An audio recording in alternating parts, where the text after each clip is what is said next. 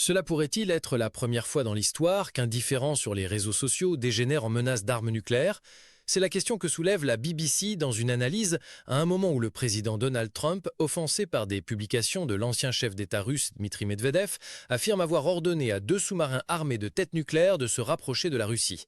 Alors comment Moscou va-t-il réagir? Nous dirigeons-nous vers une confrontation nucléaire entre l'Amérique et la Russie, une version à l'ère d'Internet de la crise des missiles de Cuba de 1962? Ce sont les questions que pose la BBC en analysant la réaction initiale de la Russie. Les médias britanniques notent que la presse russe a largement ignoré la déclaration de Trump. Un lieutenant général à la retraite a déclaré au journal Kommersant que le langage du président américain concernant les sous-marins était un non-sens dénué de sens. Kommersant mentionne également qu'en 2017, Trump avait affirmé avoir envoyé deux sous-marins dans la péninsule coréenne en guise d'avertissement à Pyongyang. Cependant, peu de temps après, Trump a tenu une réunion avec le leader nord-coréen Kim Jong-un. Quant à la Russie, il n'y a eu aucune réponse du Kremlin.